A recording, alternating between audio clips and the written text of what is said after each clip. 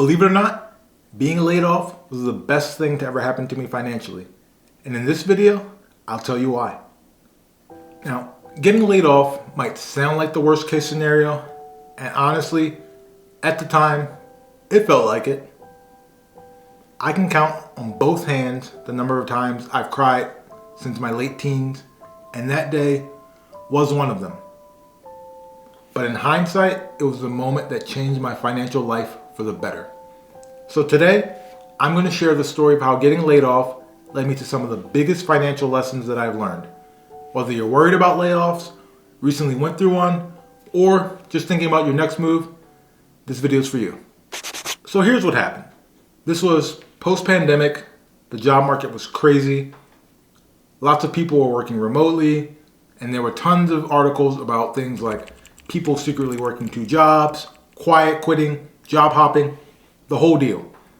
One day, my company, a small tech startup, sent a Zoom invite to all employees. We were told that the company finances were in trouble and they were exploring bankruptcy. Tough decisions had to be made. About half of us were moved to a breakout room and unceremoniously told that we were being laid off. No further explanations, no next steps, no goodbyes. My initial reaction? Complete shock. We had just had a big Christmas party. They were sharing updates about the cool office we'd be moving into next year. How could this be? I didn't see it coming. Although I had some savings, it definitely wasn't enough to cover my portion of the rent, bills, groceries, etc. I was also relying on the next paycheck to pay off my credit card balance each month. I was essentially living paycheck to paycheck. What came in, mostly went out. This taught me the importance of building an emergency fund and living below my means. You'll never reach financial freedom if you need the next paycheck to make ends meet. The job hunt. We all know how tough it can be when you have to find a new job. Luckily, I had 2 major advantages at this time. 1, my network, and 2, a hot job market. Thankfully, my spouse still had her job, and my family was in the position to help me cover necessities during this time. But discretionary spending had to stop. After spending the next few days just letting myself kind of feel it, I got to work looking for my next job. I created a spreadsheet and tracked the pros and cons of each position, salary, benefits, flexibility, things like that. And I had my fair share of interviews, including, crucially, one that was a direct referral from a family member. This taught me that relationships are truly a major advantage in all aspects of life, but especially if you're in the market for a new job. Build and maintain your relationships before you need them. The negotiation.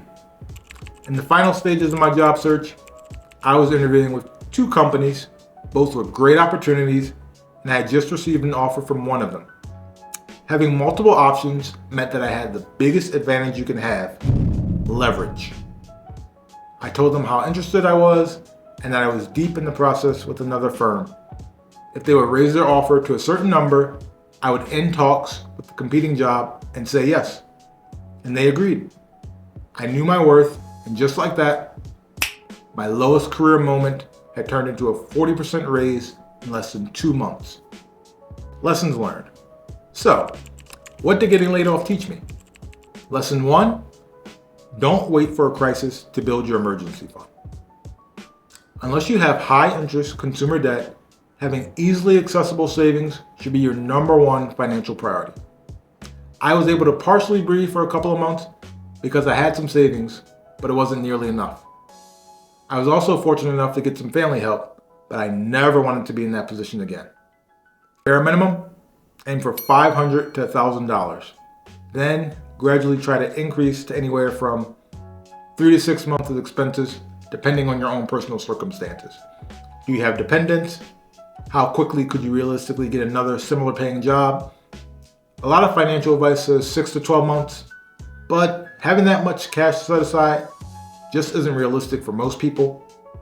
The important thing is to have enough to provide some breathing room so you won't have to go into debt right away if you lose your income source or gets reduced in any way.